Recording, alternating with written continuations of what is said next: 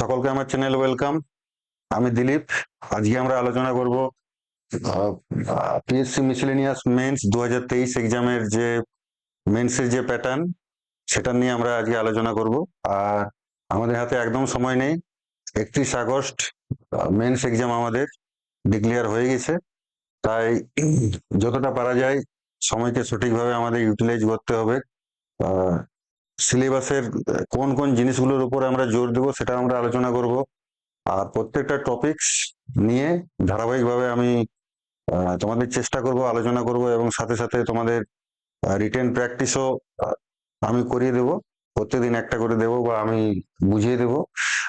তোমরা বাড়িতেও বসে করবে, আমাকে তোমাদের যে অ্যান্সার হবে সেটা অবশ্যই আমাকে পাঠাবে। আমি আমি যতটা সম্ভব তোমাদের সঠিকভাবে চেক করে দেব। আজকে সিলেবাসটা আমরা দেখে নিচ্ছি একটু। আমাদের যদি সিলেবাসটা আমরা দেখি, 3 পেপার হয় এই ক্ষেত্রে। First paper, second paper, third paper. প্রত্যেকটা পেপারের নাম্বার থাকে 150 করে। প্রত্যেকটা পেপারের নাম্বার 150 করে থাকে। ইংলিশ, বেঙ্গলি অথবা হিন্দি অথবা উর্দু অথবা নেপালি অথবা সান্তালি, যে যেটাতে ফিল আপ করেছো ফর্ম ফিল আপের সময় সেটাই দিতে হবে সেটা।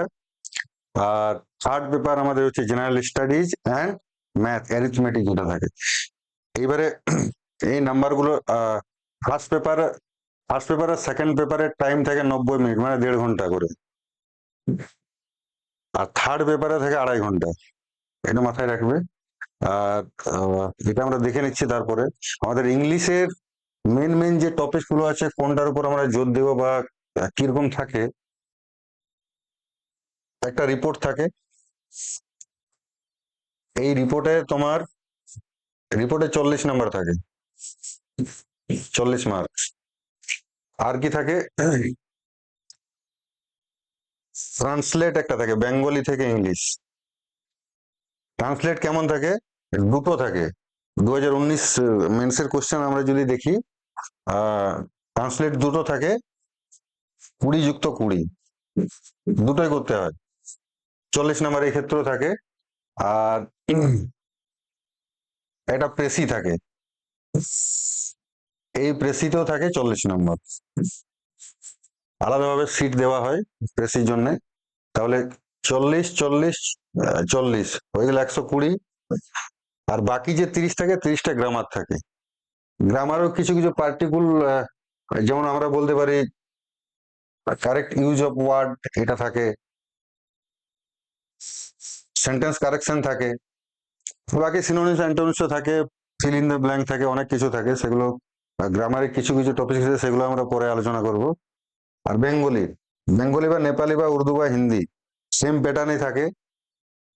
এই ক্ষেত্রে ট্রান্সলেশন সেম থাকে, 20 + 20। ইংলিশে দেওয়া থাকে, ইংলিশ থেকে বেঙ্গলি অথবা হিন্দি অথবা সাঁওতালি, উর্দু বা আরো কিছু যেগুলো আছে সেটা থাকে। একটা রিপোর্ট থাকে, রিপোর্ট মানে প্রতিবেদন বাংলা যেটা বলে। এই রিপোর্টে থাকে 40। আর সারাংশ, সারাং ইংলিশে যেটা বলা হয় প্রেসি, সারাংশে থাকে 40। 40, 40, 40 হয়ে গেলে 120। আর বাকি গ্রামারে থাকে 30। আমরা গ্রামার কিছু কিছু প্রবাদ প্রবচন বা যেগুলো এক কথায় প্রকাশ, যেগুলো আমরা মাধ্যমিক মাধ্যমিক লেভেলে পড়েছি, সেগুলোই আছে। আর থার্ড পেপার যেটা আছে, থার্ড পেপারের মধ্যে জেনারেল স্টাডিজ আছে আর ম্যাথ আছে। জেনারেল স্টাডিজ মানে বিশেষ করে টোটালটা কভার করে, geography, history, science, polity, economy, sports বা আরো কিছু। মেইন যে জিনিসটার উপর ওটা ফোকাস করে, আমরা যদি বিগত বছরের কোয়েশ্চেন গুলো দেখি, কারেন্ট অ্যাফেয়ার্স নিয়ে বেশিরভাগটা থাকে। আর বাকি হিস্ট্রি, পলিটি এগুলোর মধ্যেও থাকতে পারে, সিলেবাসের মধ্যে এগুলো আছে। আমরা মেইন জোর দিব, কারণ যেগুলো স্ট্যাটিক জিকে আছে সেগুলো আমরা যতটা জানি সেটাই আমাদের আমাদের পক্ষে এনাফ। বাকি কারেন্ট অ্যাফেয়ার্স এর কিছু কিছু টপিক যেগুলো আছে আমি তোমাদের সাথে আলোচনা করে দেবো,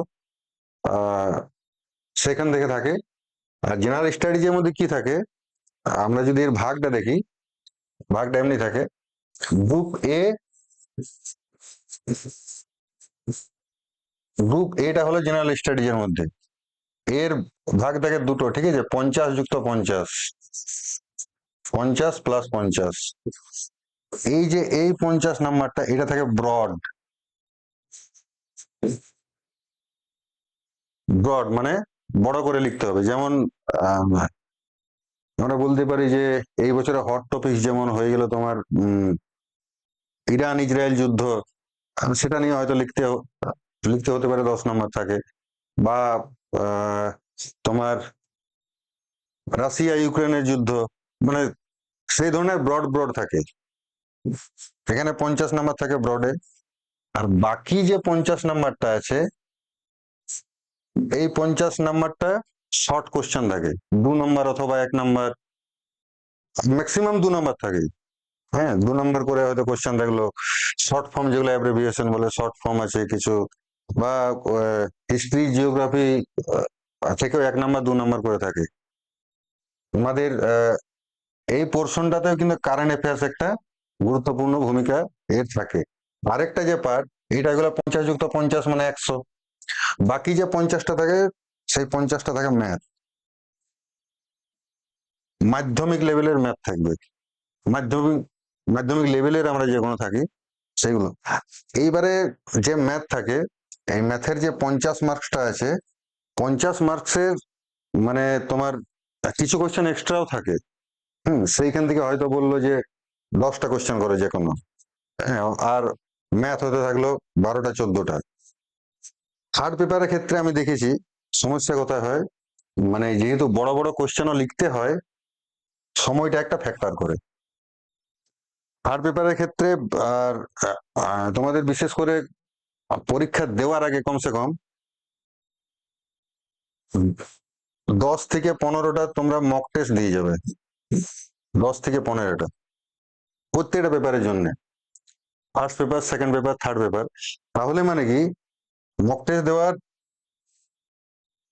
সব থেকে যেটা ভালো দিক সেটা হলো যে তোমার টাইম সম্বন্ধে তোমাকে ওয়াকিবহাল করে দেবে, যে এই সময়ের মধ্যে কাভার আমি করতে পারবো কিনা। বেশিরভাগ স্টুডেন্টের ক্ষেত্রে কি হয়, হয়তো সমস্ত টপিক সেই জানে, কিন্তু সময়ের সময়ের সঠিকভাবে ইউটিলাইজ সে করতে পারে না, একটা হড়বড়ি হয়ে যায়, শুরু দিকে ওই স্লো হয়ে যায়। ঠিক আছে, তো আজকে সিলেবাস সম্পর্কে আমরা যা একটা আলোচনা করলাম। আর কাল থেকে আমরা ধারাবাহিকভাবে আমি তোমাদের সাথে আসব। আর প্রত্যেকটা টপিক্সের কিছু, কোনটা আমরা করব কোনটা আমরা করব না, রুলস রেগুলেশন প্রত্যেকটা ক্ষেত্রে আমি আলোচনা করব। এবং সাথে সাথে তোমাদের আমি বোর্ডের সাহায্যে একটা একটা করে আমি তোমাদের বুঝিয়ে দেব।